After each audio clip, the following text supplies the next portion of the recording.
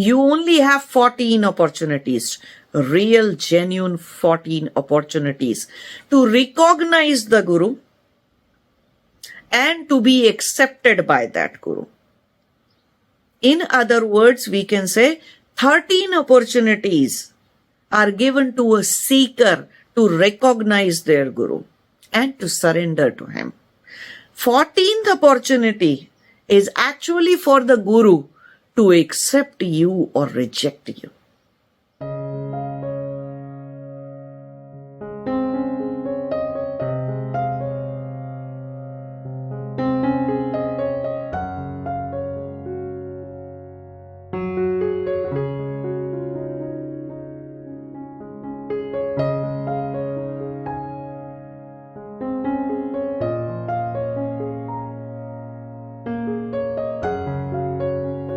Namaste, Jai Shiva. Today we are going to talk about the prejudices that seekers have when they are looking for a Guru. And this is also the story for a lot of the people, those who end up doing some sort of a Guru shopping. That's what they call these days. That's the term. To be, go to this Guru, this ashram, that ashram, this place, that place, and keep on spending your life here and there and go basically end up with nothing. So let's see what all prejudices people have. And for that, I'm going to tell you a story of the Shuka. His name was Shukadev. He was called Shuka, and he was the son of a great sage, a great saint, sage, a rishi. His name was Vedavyas. Now, Vedavyas had a huge academy, you can say, the Gurukul, where he was imparting education and, the spiritual teachings to thousands of seekers from around the world in that times. But to his son now was born, Shuka was born with the knowledge of all kinds of Vedas, Upanishads and whatnot. And he got all that knowledge while he was in the womb of his mother.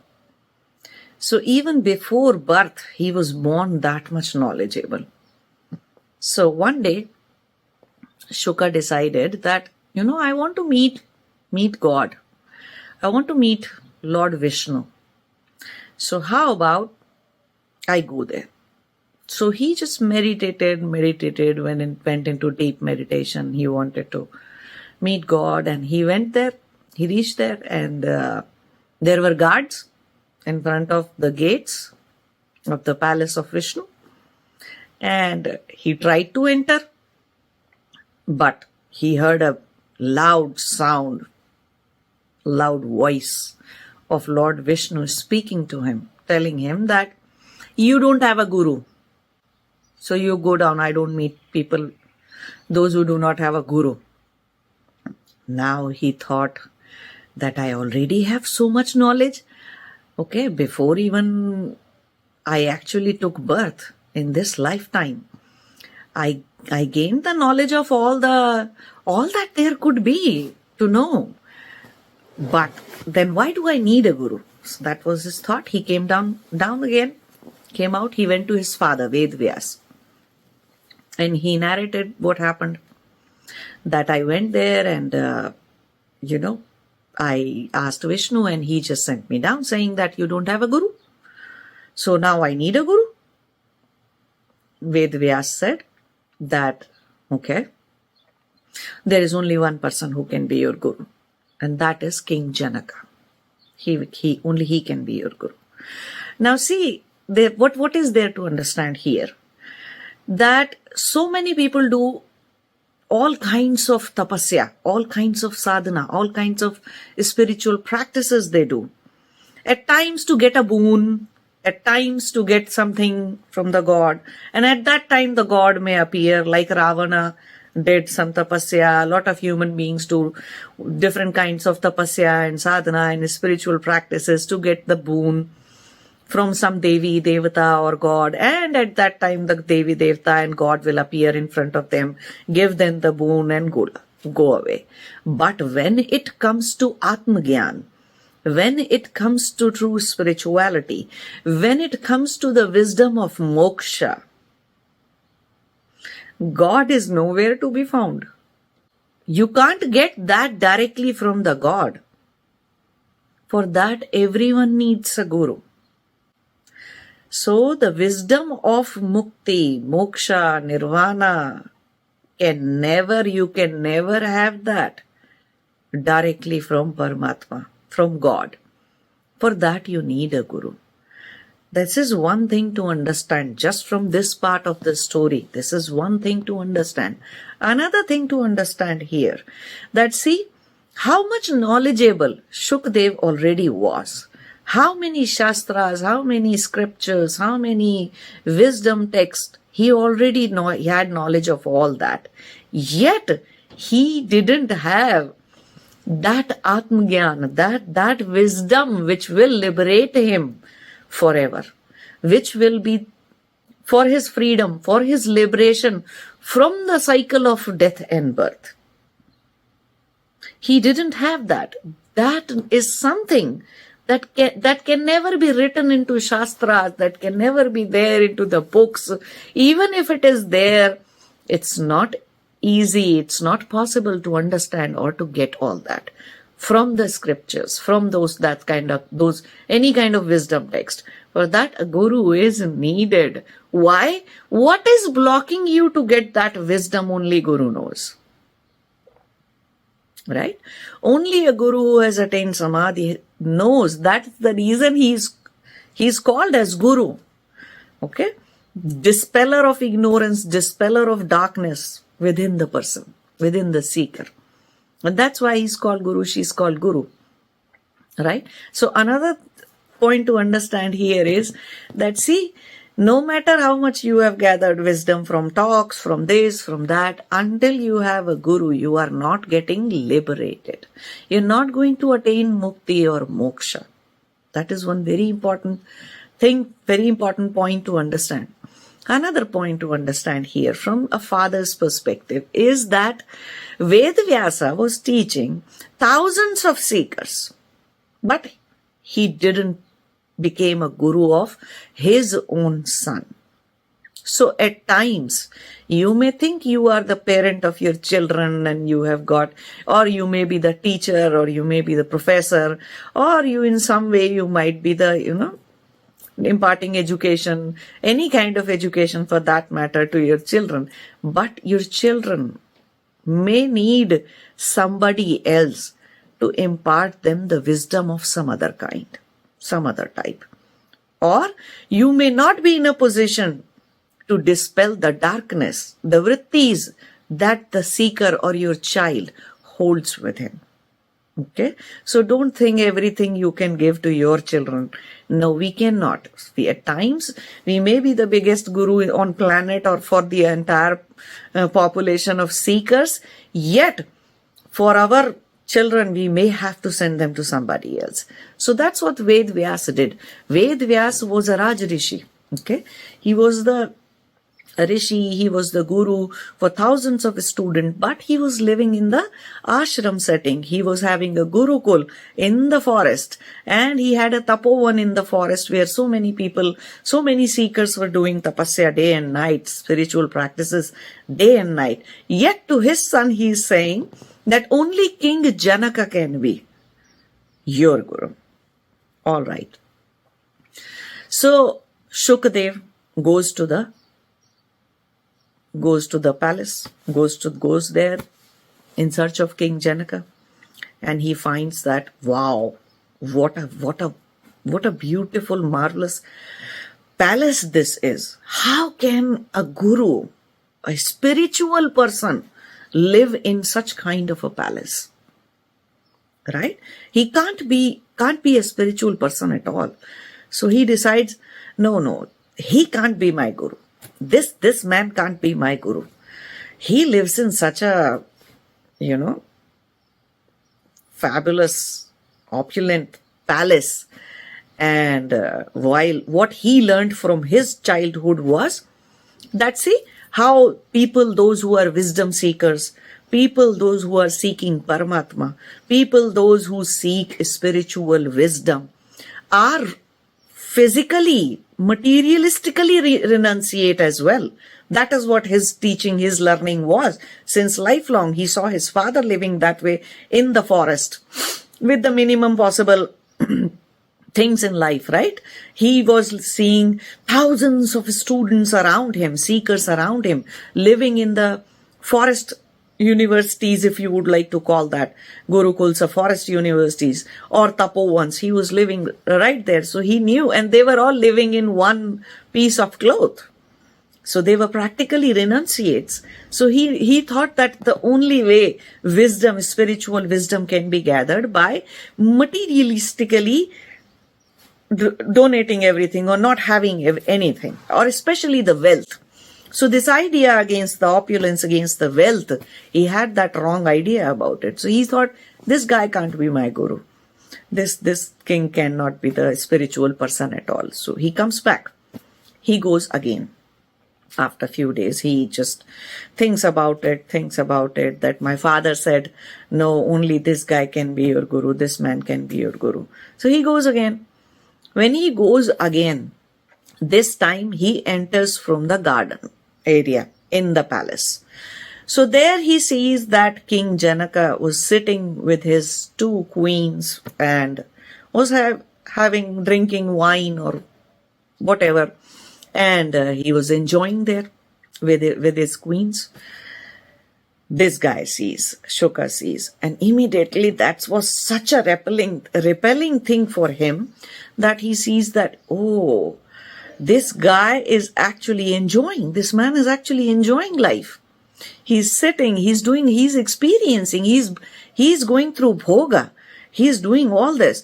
Well, how can this man be my guru? There is definitely some mistake my father made. This person cannot be my guru at all. He comes back again.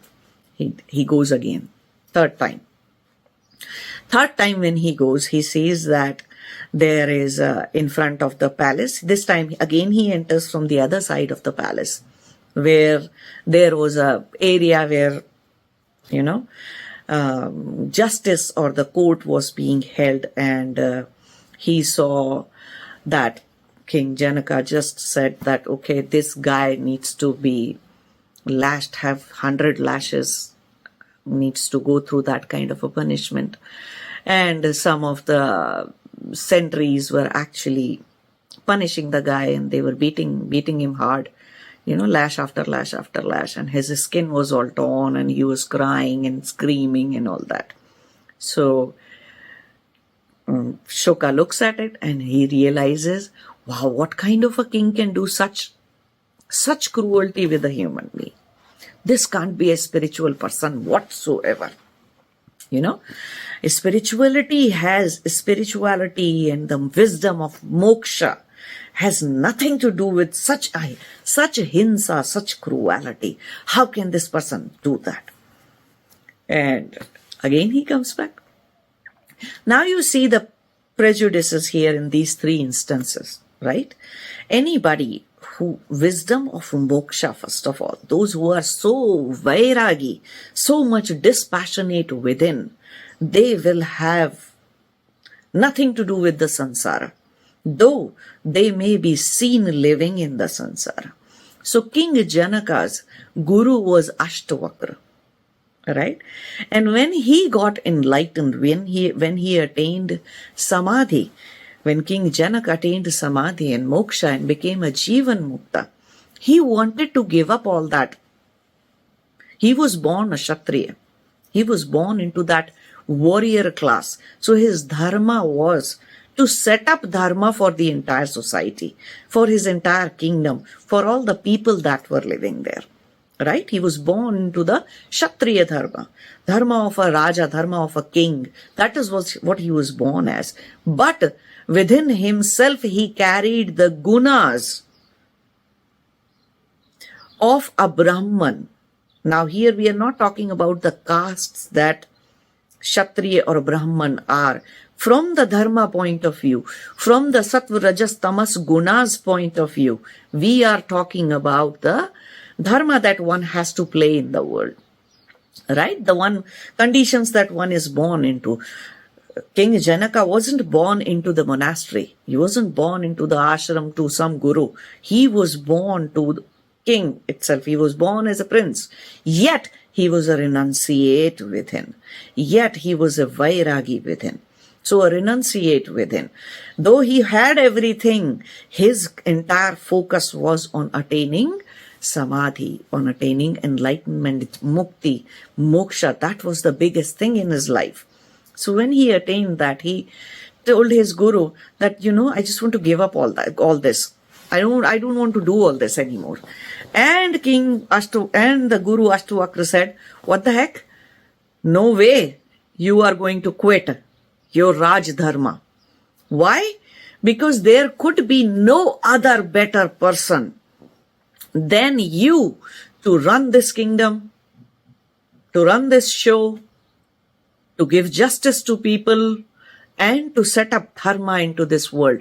Because you cannot gather any binding karma anymore. Nothing can bind you anymore in this. You're not even capable now to get any bondage at all. Then who other than you can live such a life? Who other than you can be a better person for this entire kingdom? So that so many other seekers, those who are in the spiritual monasteries, spiritual universities and gurukuls and ashrams, they can silently and peacefully do their tapasya. And nobody disturbs them. And there is dharma, there is righteousness into the society. And there is wealth and abundance into the society. So nobody has to commit a crime, right? When you have everything, why would somebody? So the crime rate goes down when a society is wealthy. And people can focus on different aspects of life when the society is equal, society is wealthy. So who other than you can do that? So Guru Ashtavakra sent him to rule the kingdom, rule that entire place. So that is why he was ruling there. But Sukdev, it was very hard for a Sukdev. Sukdev came from so many prejudices that how can a king be a guru? How can a king or somebody who's living materialistically rich life can be a spiritual person? Now you need to pay attention here. Those who do not have anything in life, those who are starving, you cannot teach them spirituality. Their immediate concern in life is food, shelter, clothing their body. And it's not that anybody has done any injustice for people being born that way. It's all karma. Those who are giving a lot in this lifetime, doing a lot of charity, selfless, real charity they are doing, we call that punya. So those who are doing punya after punya in this lifetime, and they may or may not be that spiritual, but doing lot of charity, doing lot of punya actually opens your heart, your anahata chakra, your heart chakra. And that way you gather enough things, enough wealth, enough abundance for lifetimes to come. You will be born with a silver spoon, right? And it's not about that only rich can do the charity, no. Everybody has something to give. Everybody can give from their place only. So that's the idea. So it's not that, and another thing to understand is, renunciate does not mean living in one cloth. People maybe, that is why in one of my, Yoga Darshan application videos, when I was talking about Vairagis, renunciates, I made it very clear that you can never recognize the renunciates, true renunciate. A person may be living with one cloth and yet may be bound to all kinds of materialistic thoughts and materialism in life. And a person may be having lot of wealth, everything in life, yet may be completely detached and renunciate and a vairagi from within. So you cannot make that kind of a distinction just by looking at people and their lifestyle and their life. So Sukdev made that mistake. Again, he didn't understand that when a Raja or a king is sitting on his throne, he's doing justice to the entire society. And if somebody has committed the crime, then whatever are the laws, a person has to be punished according to that. He didn't inquire, Sukdev didn't inquire how many pardons were given to that person, how many times he was forgiven, what was the law of the land, how a Raja is or a king is actually serving the justice, how he is giving the justice to the entire society. That same man today, whatever crime he has done, he'll end up doing the same crime again. He'll end up doing whatever he has done again. And that will boost the morale of all kinds of criminal if one is not punished. Right? You'll give them a boost. Oh, nothing happens. This king will just forgive you. See, this is a problem in Australia, country as Australia. Here, a lot of time, people, those who have done some really, really heinous crimes, are just, they never go to jail, they never get punished. Why? They just take a certificate from some kind of a psychologist or psychiatrist saying, oh, they were mentally unstable, that's why they have committed the crime. And they go on committing those crimes again and again. So justice system has justice system is failed in these scenarios. So again he made a mistake, not understanding the dharma of a king. Raj Dharma. So he made a mistake because he was living in the forest. He had no idea how the society functions and why those forest monasteries and forest ashrams and forest universities that his father was running were running in a very peaceful manner, because nobody from the city or the town was going there and committing the crime. Right? So he didn't understood all that. So he came back again. Then he goes again. Every time he'll approach the palace from the different sides and he'll come back. So 12 times he came back. 12 times he came back. Then he goes to his father and says, how can this man be my guru? How can this king be my guru? You asked me to go there and this guy can only be you. But this is what all I have seen, and this is what the truth of that man is, that person is. And I think you might be mistaken. This person can't be my guru. Well, Ved told him, see, you have 14 opportunities. Only 14. And that is the truth. For everybody who has taken a human birth, that is the truth when it comes to finding a spiritual guru. You only have 14 opportunities, real, genuine 14 opportunities to recognize the guru and to be accepted by that guru. In other words, we can say 13 opportunities are given to a seeker to recognize their guru and to surrender to him. 14th opportunity is actually for the guru to accept you or reject you. To accept that seeker as a disciple or to reject that seeker as a disciple. So 14th opportunity lies with the guru, not with the seeker, not with the disciple. But 13 are with the disciple. So he explains him that. Now here it's a very important point to understand that because of all the prejudices that people have, that guru should be certain way, they should be dhoti clad, or this way, they should be dressed up this way, their hair should be like that, all these props should be there, and all that drama and propaganda should be there. Only then they will accept somebody as a guru. Or they will very soon come back and find something is wrong with this guru, or the other thing is wrong with that guru. Well, you had 13 chances, 13 different gurus you could have tried. Right? That's the max you get in this any lifetime, any human birth, any human lifetime.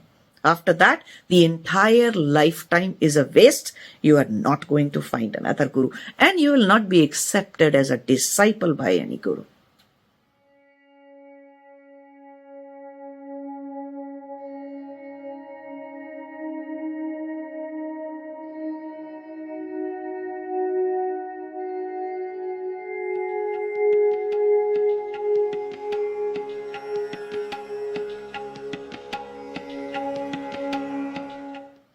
You may think people are your gurus.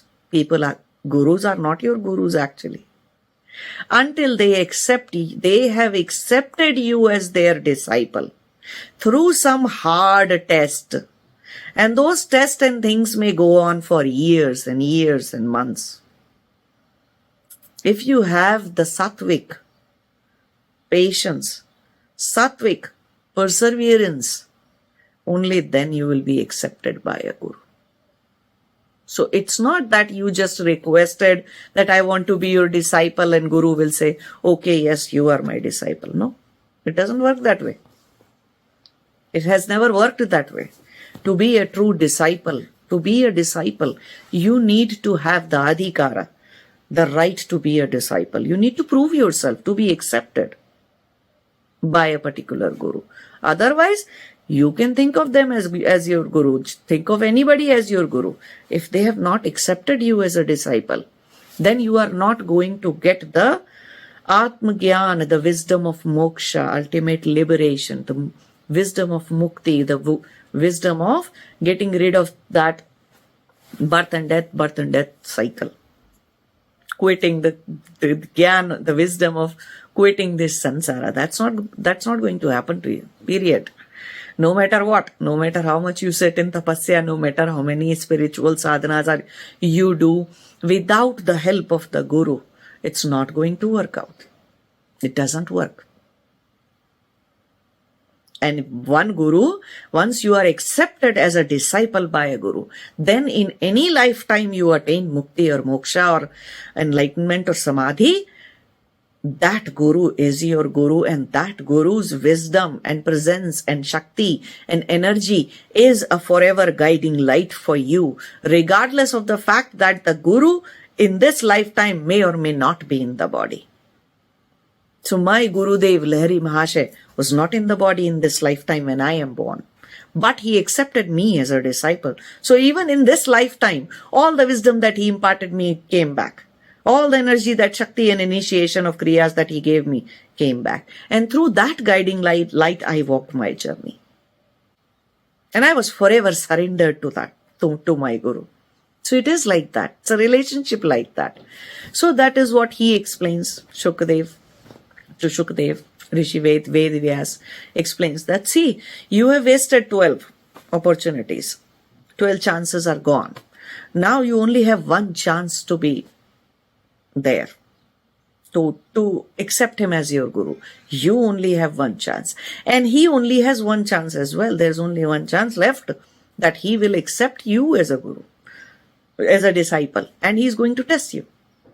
So you better hurry and go there, back again. So this time Shukdev realizes, all right, let me go. This time he approaches the only side that he hadn't gone yet, was the side from where all the garbage was being thrown out. All the garbage from one of the area in the palace was being thrown out, near one of the palace wall. So he just goes and stands there in the filth. He's standing there, people are throwing the garbage. So the King Janaka's sentries and knights, they came and they asked me, well, this is a dirty place, why are you standing here? And it's such a foul smelling place, we throw all the garbage here, why are you standing here? He says, I came here to meet King Janaka. And so they go and tell the King Janaka that there is a guy like that, and Shukdev is standing there. King Janaka knows who Shukdev is. He knows he's Rishi Vyasa's son, and he has come to, Vyasa has sent him. So he knows all that. So he says to his sentries, okay, let him stand there. Don't worry about it. So they asked that whether we should stop throwing the garbage. He said, no. Just keep throwing your garbage. Do your regular duty as you do, guys do. Just keep throwing whatever you have to throw. That's the garbage side of the palace. What can we do? So you keep doing your duties. Let him stand there. Now King Janaka is taking his test. Whether he ran away for 12 times, right? He saw something, went back. He saw something, went back. So how many prejudices he was having at that time? And how much bound he was because of his own ignorance. So he let him stand there. 1 day passed, 2 days passed, 3 days passed. He wasn't up till the neck. He was into the filth and into the garbage. But he stood there. He did not leave this time. He knew this is my last chance to be accepted by the Guru. So this time I'm not going anywhere. He stands there. So all the wisdom that he gathered, all the knowledge that Sukdev got into his mother's womb, whatever knowledge he had, at least he had that much capability to understand that if his father is saying this guy is going to be your Guru, then that's the truth. And that I will be tested by Guru in weird ways and I am going to stand there. That's the truth. And I am going to prove myself no matter what. Because I want to be. So that much determination towards, that's his commitment. That's Sukdev's commitment towards his own mukti and moksha, not the commitment towards the Guru. Guru hasn't accepted him yet as a disciple. So that's the commitment to your own journey. And that is the commitment which today a lot of seekers lack. They're not so committed for their own journey, for their own spiritual sadhana, tapasya and wisdom, their own mukti and moksha. You are not committing to anybody. It's your own commitment towards your own mukti and moksha and what you can endure, what you can endure for that. It's about that. So it's not a commitment with somebody else. You're not committing your life, your energy or anything to your Guru. You are committing everything because you need moksha. You need that ultimate freedom. You want Samadhi. You want enlightenment. You want ultimate wisdom. You want the God, the Paramatma. So it's your commitment, your desire, your wish, your want, your need. Nobody else's. So your commitment is towards yourself. He understood at least that much. So he stood there. Another thing to understand, it's a surrender to the Guru. He was standing there in the surrender. Now, if Guru keeps him in the filth or Guru keeps him into the palace, that's Guru's wish, depending upon what he's trying to teach the disciple.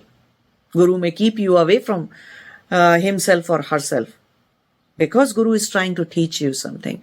Guru may put through all kinds of circumstances to take care of because he's trying. Guru may scold you at times because he or she is trying to teach you something which you still harbor ignorance about, for which you still have hardened vrittis inside you. So Guru is trying to teach you. People don't understand. The true seeker understands that. So he stood there with firm determination that I am not leaving no matter what. And he didn't go. So then that surrender is not for the Guru. That surrender is again for your own journey.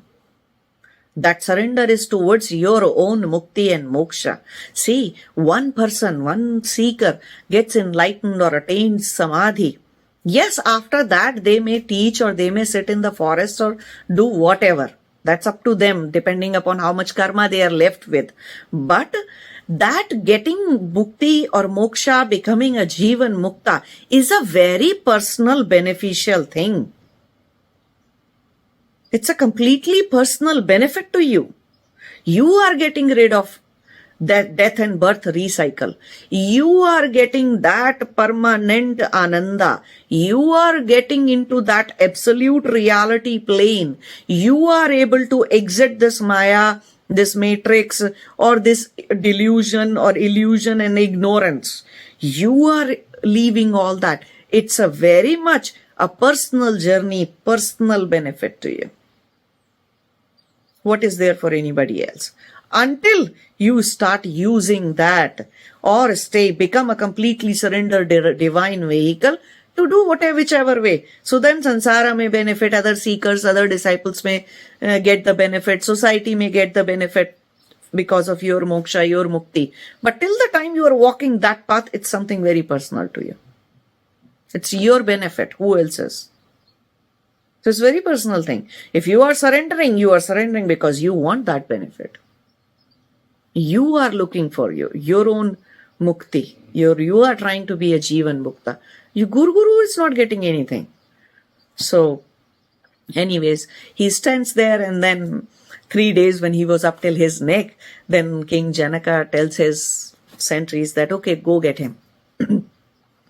And they get him inside, and he asks that, okay, ask him to bathe and, change his clothes, give him good clothes, give him something to eat, and then bring him to me.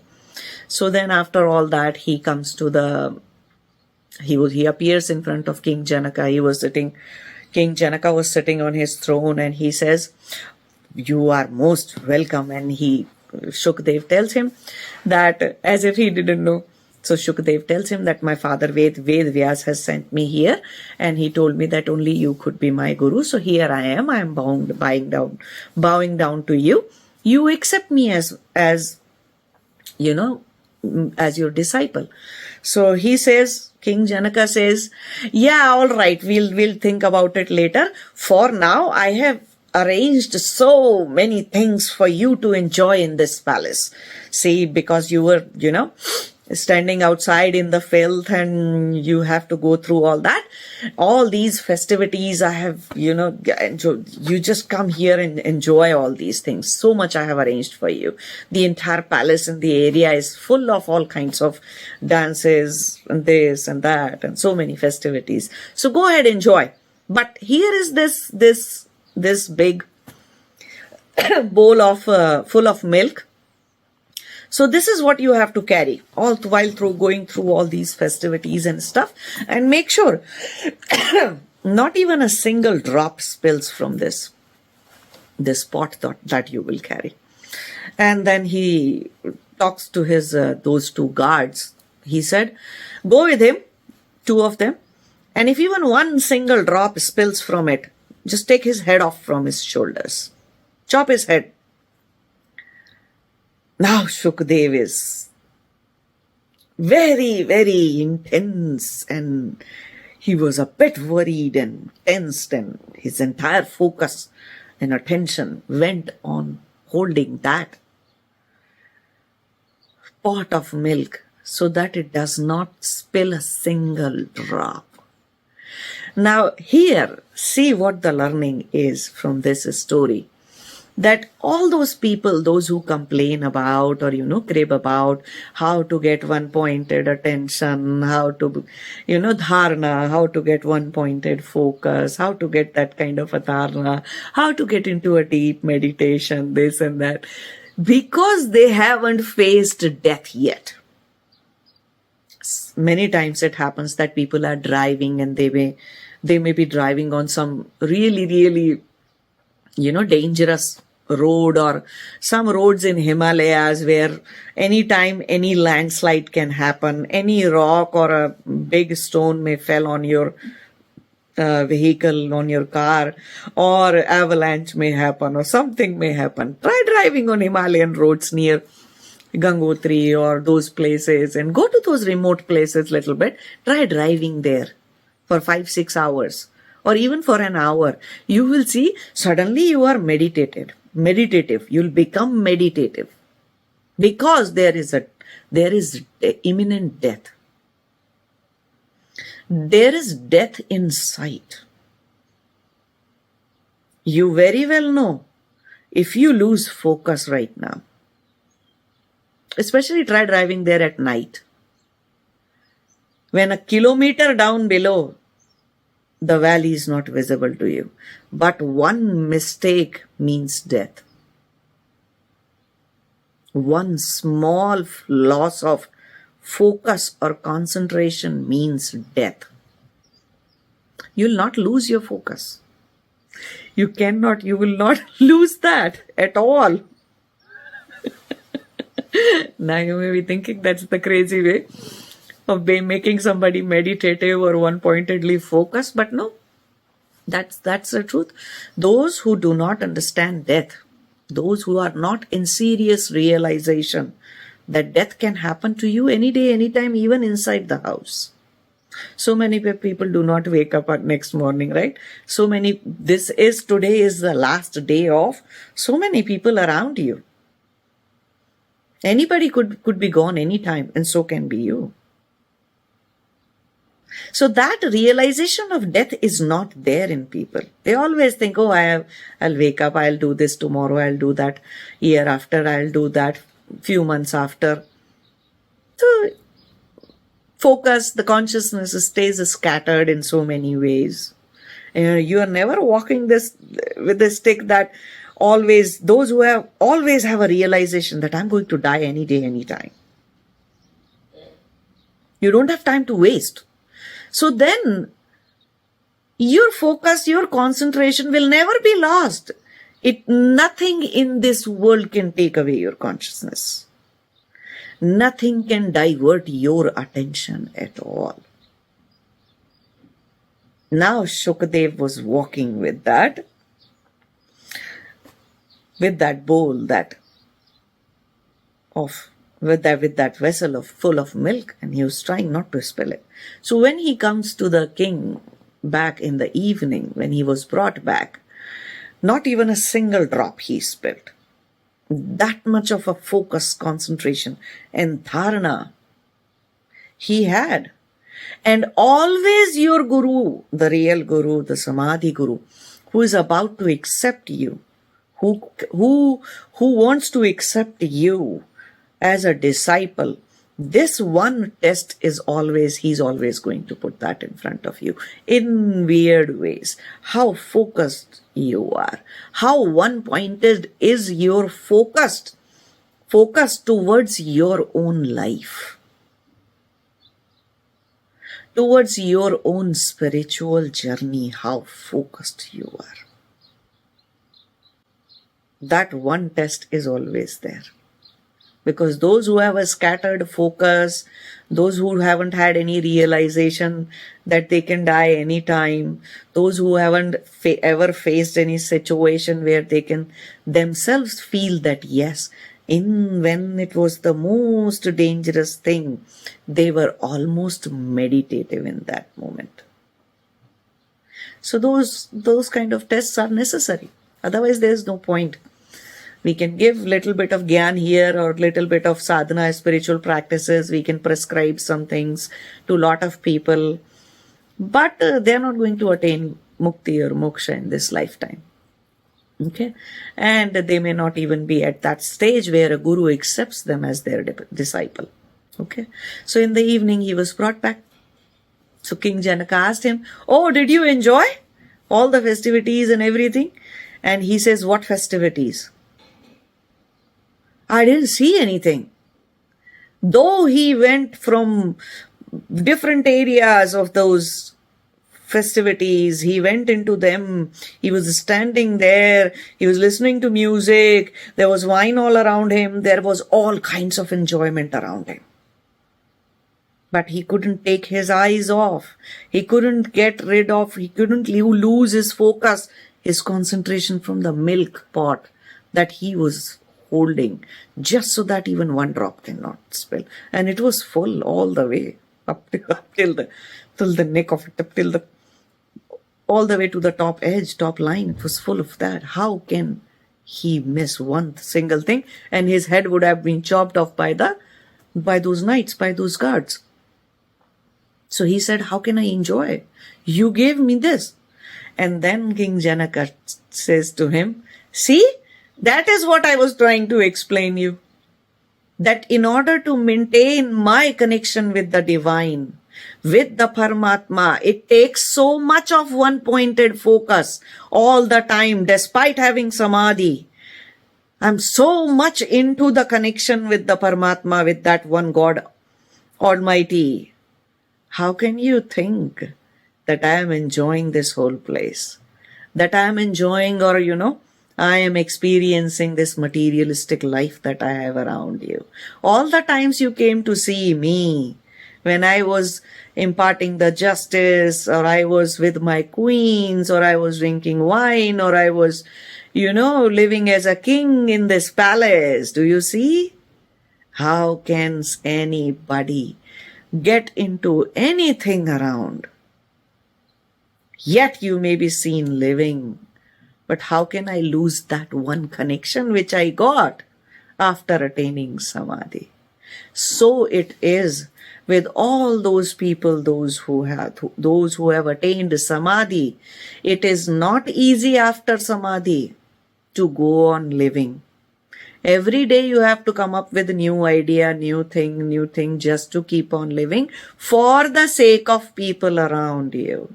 It's not easy, and there is nothing that can break that connection with the Almighty, with the God, with Paramatma. That Atma's connection with the Paramatma, the bond, the way it happens, you are so consumed by it at all the times that you may be driving a car or sleeping or doing whatever it is that you have to go on living in the way in the samsara. Doesn't matter. Nothing takes away your focus, your attention, your consciousness towards samsara anymore, towards anything anymore.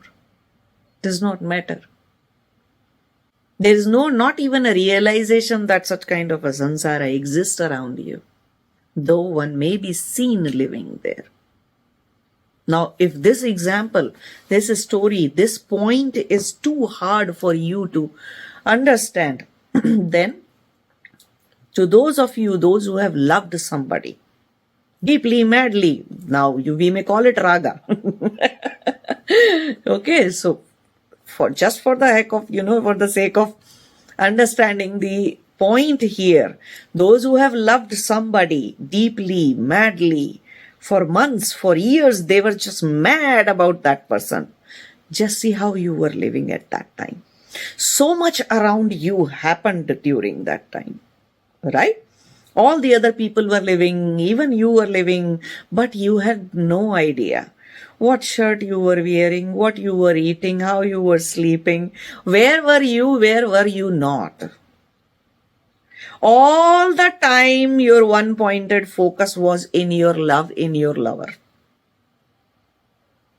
Earth was spinning, you didn't realize. Morning was turning to evening, you didn't realize. So much happened around you, so many calamities happened on this earth. In those times, you were not aware. So much happened in news, in media, in this and that. You were not aware. You were so focused, so much into. So you went so much one-pointedly focused towards that one person for your love, because of your attachment. This way it is understandable, right? It's a normal situation. So many people go through all these things. And it's not just the love or lover. Sometimes people get that much attached or hooked or have raga towards the name and fame as well. Recognition from other people as well. They may be mad about it. They have so much attachment to a certain kind of an identity within themselves. Then also they are so much one-pointed focus. It's just that kind of a one-point focus does not have sattva in it. So it's not going to take you towards the liberation or mukti or moksha or nirvana. Instead, it is going to bring you back into the samsara, will cause more bondage for you. That's the only difference. But it is a one-pointed focus. Right? So just look into yourself. Just analyze. Analyze yourself. How much guru shopping, guru thing you have done.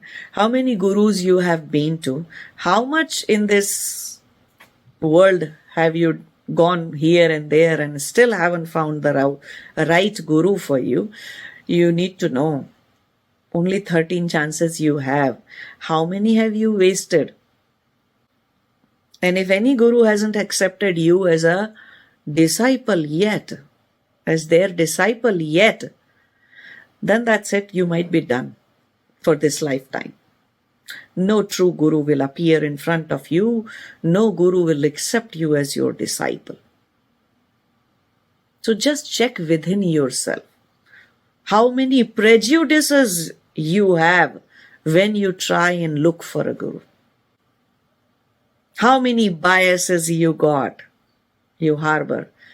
So Sukdev, upon listening to King Janaka about it, that yes, he was living that's how he achieved Samadhi, and that's how he became the, enlightened person. Because despite all this wealth and palace and all kinds of bhoga and experiences, he was a renunciate within, a vairagi within. His one-pointed focus was on his journey, on his spiritual journey. All he ever truly wanted in this lifetime was just that. Everything else he already had. Why would he aspire for anything material? So see what all prejudices you are harboring. And how much time you have already wasted. How many months, how many years you have already wasted. Okay? And how many chances you might have wasted. You cannot count them. There's no way to know the exact count. So this time, make sure you find a Guru. If you are truly a seeker, if you are truly seeking the ultimate liberation from dukkha, ultimate relation from ultimate, liberation from all kinds of suffering in life. If you're looking for that permanent ananda, if you're looking for truth, if you're looking for mukti moksha, whatever you would like to call that, you're looking for all that, make sure you are accepted as a disciple by the Guru. Any Guru for that matter. Those who have attained Samadhi or those who are enlightened. Namaste. Jai Shiva.